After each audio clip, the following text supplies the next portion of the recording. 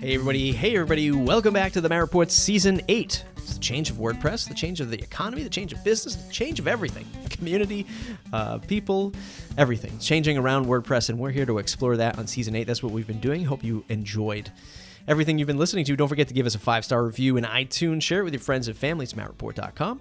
mattreport.com/subscribe to join that mailing list. Today's special guest is Michael Makijenko, CEO of the WP Bakery Page Builder plugin, formerly known as the Visual Composer plugin. And I think a lot of us haven't really ever had a chance to put the face to the name or to the company, and I certainly haven't been in WordPress for so long. Many of us have a bad taste in our mouths from Visual Composer early days, and Michael's really looking to steer the ship in a different direction, launch something new, something with a brand new foundation. And by the way, it's still the most widely used page builder plugin on the market. So you have to give the man credit where credit is due, and he just fell into this sort of what we'll say as success. But first, who is Michael, and what does he do? This might be one of the toughest questions to answer every time. I consider myself being the most shy person in the world, so I'm just Michael. I'm CEO of Visual Composer. I started this company out of the good luck, thanks to 11 brothers actually. So back then, when the global financial crisis hit the globe and all the shitstorms started coming from the US to the rest of the world, I was actually laid off from my work at the local design agency. We're still good friends, amazing people. It's Skada. But yeah, I was laid off during some financial problems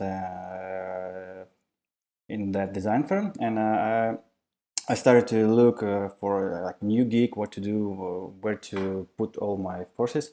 I discovered this online marketplace and it looked like really compelling. You do what you want, so no one says what to do to you.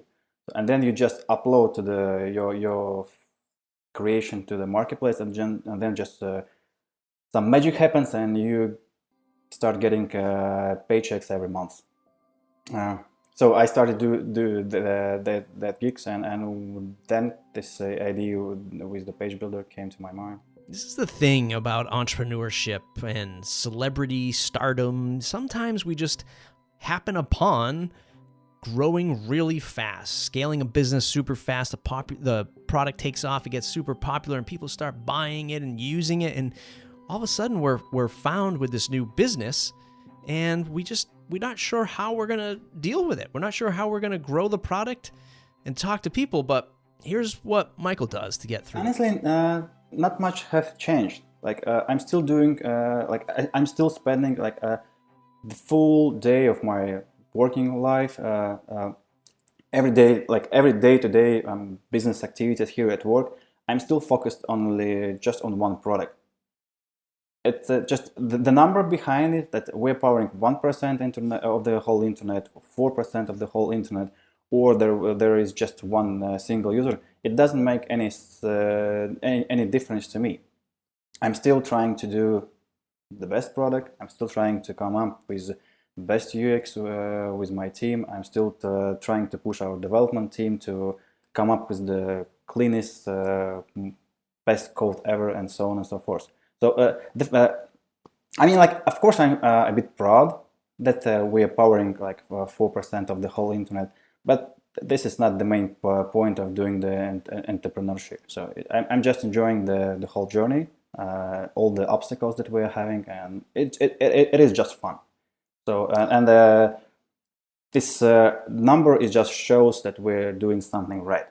And of course, I know all the challenges, and a lot of users are saying that WP Bakery is the worst product ever. But there's always something that you are not 100% fully satisfied. And I'm using Mac, I'm using iPhones, I have a car, and it just pisses me off sometimes. But I'm still continue to be a Mac user. I'm still a big fan of BMWs and so on and so forth. It is natural to human being to express himself and shout out on Reddit or on other social medias about how bad is that product I'm using. And this is where I found Michael, actually. I saw him do an AMA on Reddit, and I saw how well he fielded the questions. And there was just a lot of outlandish, comments and just, really insulting the product. And I can understand where people get frustrated, but it's the crazy internet sometimes, and he handled it really well. But how is he really going to reinvest all of that feedback, all of that critical feedback into making the product better?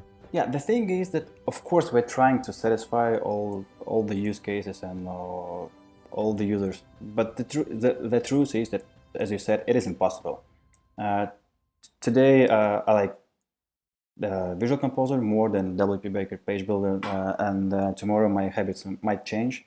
I might get a different kind of project where the other tool is actually better fit for the project, and it all honestly, it always surprised to me when a single person is making a statement like, this tool is the best. I spent like 20 minutes and I know. I made my final decision. I will stick with this tool for the rest of my life. Sorry, I will dump my wife, but I will continue using the same tool for every type of the project I will have in the future. So it doesn't matter. This tool is the one. I will be using it all the time. It isn't working that way. So we are adapting. There is new technology coming up. This is one of the main reasons why we started building new project, Visual Composer Website Builder, React-based, as you mentioned. And one of the things, like bad things about WP Baker Page Builder, it is shortcode based. Yeah, like nowadays everyone knows that shortcodes it is awful, it is bad. But the truth is that when we developed WP Baker Page Builder, this was like the only way how to store data in WordPress. This was like this was the way how to store data in WordPress if you want to if your product should be like based on according to the WordPress codex standards and so on and so on. Of course, yeah. Nowadays we are all smart. We know there's a JSON, there is a React, there is a template engines and blah blah and so on and so on, right? So, but back then we simply didn't have all the tools that are available to us now. So, and if I invite everyone who is saying that WP Baker is the worst, switch to Visual Composer. You will not regret. So I don't know about you, if you've ever been in a situation where somebody has really criticized the product, it can often feel defeating. And as you can hear from Michael, he hears it, he recognizes it, and he is pivoting with a new product for a new experience.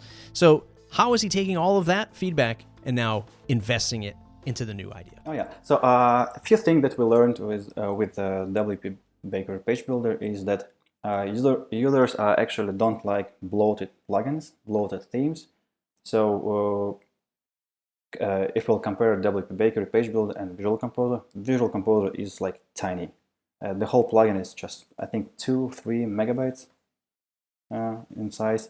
So and then you can open Hub and download additional elements, templates, blocks, or even add-ons for the Visual Composer from the Hub.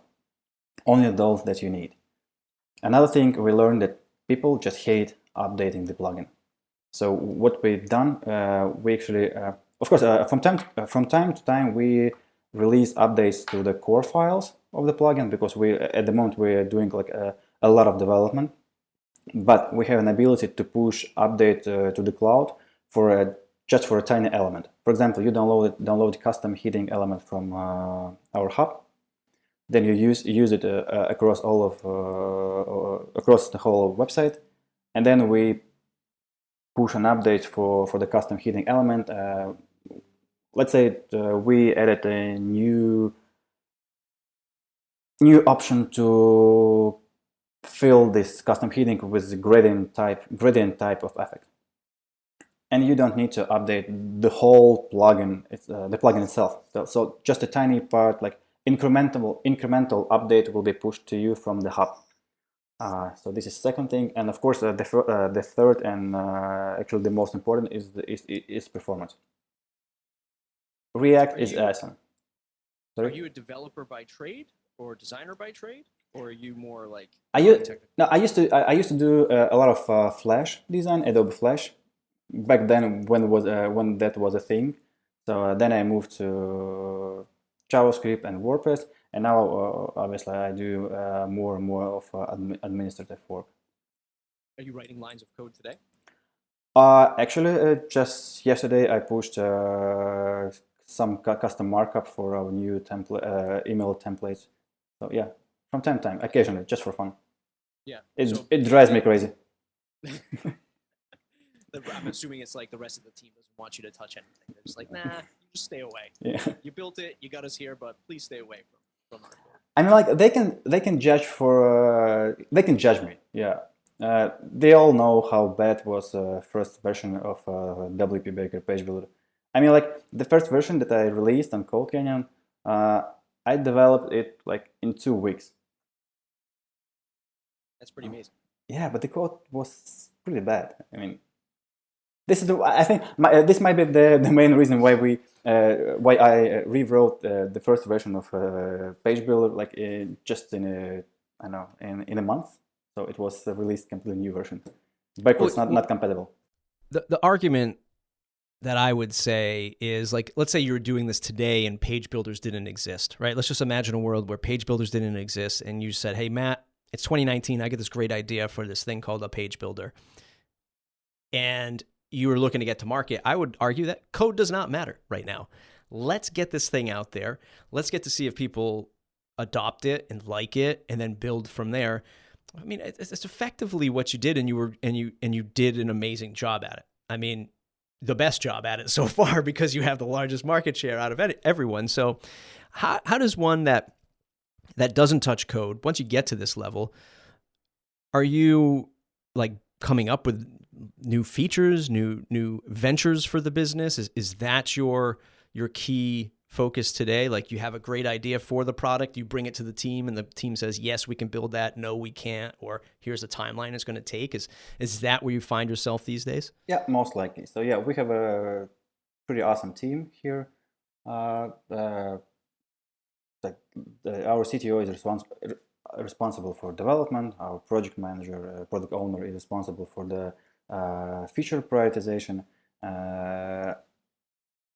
I'm forcing myself and trying to stay a bit away from this, because I don't want to do a lot of micromanaging, because they are my team. I trust them full percent, 100%.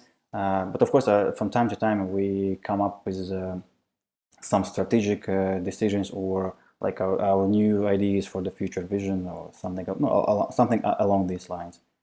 So yeah, mostly administrative work, and actually I'm not doing a lot of product related work on the base layer, and I'm trying to do more and more mentoring, and actually grow all our employees. I don't like this word, but our team players, our colleagues, and grow them, push them to the next level. All right, well, we can't get through this conversation without, of course, talking about Gutenberg and the competition that Michael faces, well, not just from WordPress core itself and the new features and the experience coming through with WordPress, but from his competitors, with the large field of page builders that are out there who are seemingly rapidly growing. So let's just talk about the face of competition in a Gutenberg and page builder heavy world.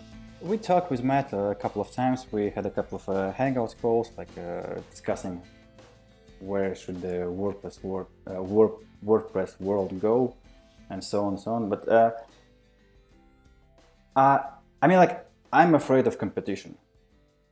Like, why? Because competition can take part of our market share. Yeah, this is the bad thing. We'll lose money, we'll lose users, blah blah blah blah. But this comes from the fear. What my head says, like, competition is always good. This keeps us in a shape, in good shape. This actually provide us with a better tools. Like as of now, React is not a wild animal for the WordPress world because of Gutenberg. So thank you, Gutenberg, for that. When we started to do Visual Composer website builder, React was kind of a new fancy kid in town. And now, because of the competition, because we decided to use React before the Gutenberg. Then Gutenberg decided to use it for the Gutenberg project. So now when we say that we're using React for our new project, WordPress community already knows that React is good. Because WordPress automatic team did a great job educating all the users about the React. So competition is always good. I mean, like at the end user will always win. And for us, it just there is one of the inputs, one of the factors that will keep us in a good shape. That will I don't have like at all. I don't like fat, and we try to cut it always. Our team is tiny. Like a lot of users are actually surprised how small our team is. So we're doing the whole project. We're supporting two products by a team of 17 people at the moment. And this covers a lot, everything: support, development, marketing, everything. Well, that was actually going to be one of my next questions leading up here is, are you fully bootstrapped or do you have outside investment into the company? None. Yeah, it's fully bootstrapped. It's all organically grown from my bedroom. So back then I didn't have a garage yet, but I heard that this is a thing in Silicon Valley. But yeah, you went from a bedroom to a closet to a garage, and hey, maybe now you have a house.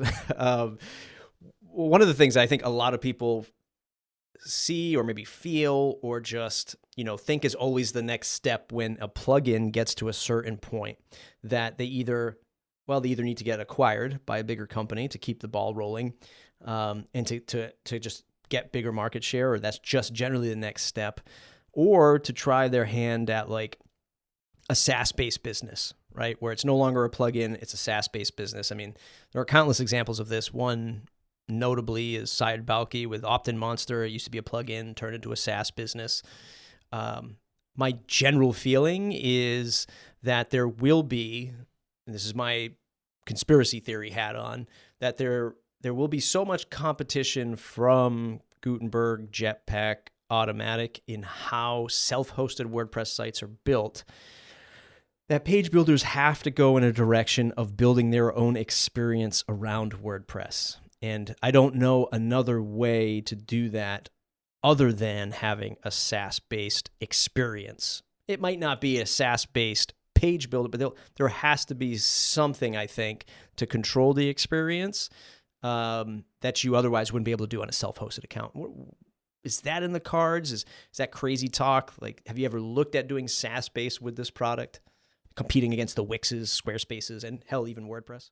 Let's just say that I agree with everything you just said. You're good at this, Michael. You're good at this. Don't let anybody fool you. Because look, I mean, I look at other page builders out there, and I see, and this is an argument across all products. This isn't just page builders, but the prices are too low. The prices are too low because you eventually need to hire more people. I mean, you do a fantastic job to be able to do what you do with 17 people. That's pretty darn good. And as long as you're satisfying customers, you're doing a hell of a job. But I've seen other businesses where it's like they start to sell and then they just start hiring like crazy, right? And then it just becomes like, I need support people, very good. I need developers, very good. I need marketers. And they just start growing this, and profits become razor thin. And with WordPress, we do not control this. Like, we don't control this. This is not our sandbox. This is Matt's sandbox, right? This is the WordPress community at large's sandbox to a degree. I think it's good that we can all start here and then maybe move on to something else. Not really a question in there, but just more of a thought of like, we don't control this experience, and we need to be thinking We need to diversify, in other words. Gutenberg, Jetpack, Automatic.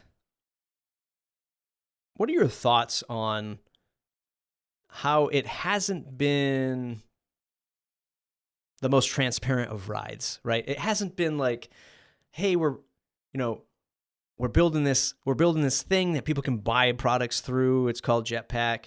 But we're not gonna really say that out loud until like 5 years later. Here we are in 2019, and now it's just like the biggest Trojan horse of all. You don't have to use my words, but I mean, what are your thoughts on the competition that Automatic brings into the space? Is it good? Is it bad? It is definitely interesting. To me, it's obvious that at some point they also understood that their margins are. I don't know. I don't have any data. This is all my guesses. So their none margins of us do. It's pretty funny that none of us have data in this open source world. So it might be that their margins are going down or now becomes razor thin, and they, of course, they are looking for new ways to get the money from their end users, their clients, and they want to be compatible with Wix or Squarespace platforms. And I think that one of the key reasons why Gutenberg project was pushed to the market, let's say in a rush, it might be that the fear of the Squarespace and Wix are actually onboarding a lot of more entry-level users because they're doing hell of a job with marketing. They're doing it is impressive. They have recurring payments. They have their own infrastructure. They have their own version of website builder. We're not talking about how good it is or how bad it is. They can catch a user on internet, on YouTube videos with all the fancy stars and sponsoring Knicks games, and this is actually the point where WordPress is starting to lose new users. Like in a battle for new users, they're losing. I think, like all the old users or how to say it. They're developers. They're not human beings. Yeah. It might be the best words. Yeah. So like developers are continuing to use WordPress and they install this for their clients and they're educating. Like this is the one persona. But if you, as a newcomers to the web, decided to have a website, when the first thing you'll do, you'll type something in Google, right? And I highly doubt that you'll end up using WordPress. So maybe because of that, they pushed the Gutenberg so fast to the market in such an aggressive manner. So all of these features are nice, and they're a great way to look at how Visual Composer is different. But how does Michael see his unique customer profile? How does he position himself with his marketing and his messaging? And what are the tactics he's using and the strategies to execute on that? I was like waiting for when you ask where and how we differ from Gutenberg or WordPress. Gutenberg is part of the WordPress. So you install the WordPress or buy WordPress account at wordpress.com. You start tinkering with WordPress and you learn how to install plugins, how to install themes, how to switch between bad themes, and how to install all the plugins from the WordPress repository because they are free. We think that we might come up with a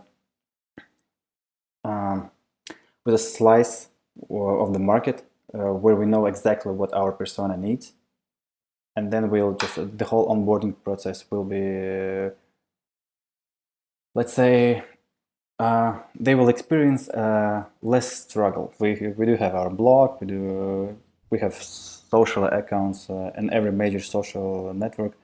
At some networks we are more active than others. Then we, of course, sponsor and promote that content with some Facebook ads, some YouTube ads, Google ads. So again, we didn't come up with some new unique marketing strategy or something. We're just trying to educate users that we're live, we're doing development, we're pushing updates like constantly, and you just simply, you can expect from us that we'll deliver on like with a constant pace. And if you make a commitment and you will purchase our product, expect to become it better like next week. And you have like a content marketing site slash WordPress content site called WP Crib, correct? Is that fairly new? It is really new. Yeah, we just launched it like in December or something. Yeah. So it is a side project. We didn't want to push and post a lot of WordPress, general WordPress related news on our own blog, visualcompose.com/blog. But instead, we decided to launch a new WordPress blog magazine. I don't know, and just to write there about WordPress, and we'll see how it goes. Mm-hmm. Build community, draw some eyeballs, build up a newsletter, that kind of thing. Yeah. So it actually it's more for fun now, but we have a person that is really passionate about that. So we'll see how it goes. Yeah. And we're doing actually interviews during all WordCamps. We usually visit like WordCamp US and WordCamp Europe, and then a couple of local ones here in Europe. So, and we've during the WordCamps we've filmed some interviews and then publish them every week. Well, Michael, this has been a pleasure. I'm so glad we got to connect. I'm so glad that I was able to put a face to the name, and you know, I wish you all the best in the future. You've an amazing accomplishment, and again, I can't applaud you enough for that AMA. I know a lot of people wouldn't do it, maybe myself included, but you did it gracefully, and it's good to see where you're going with the company. Where can folks find you to say thanks? Yeah, thank you very much for having me. About the AMA, I actually enjoyed it. It looked like you. I mean, from what I read, it was quite fun. Yeah. So I think we'll do this once again somewhere in the future. Maybe focus it more on the new product or some other topics. But it was cool. Yeah. Awesome. And I definitely will try to force myself and be more open to the public. Not to. I will stop hiding in my basement. Where can folks find you on social media? Do you hang out mostly on Twitter or? Yep, Twitter. It's M Makijenko. So double M Makijenko. It's the Twitter handle. Awesome. We'll hook that up in the show notes. Everybody else, it's mattreport.com, mattreport.com/subscribe to join the mailing list. Don't forget to check us out at YouTube, youtube.com/The Matt Report. We'll see you in the next episode.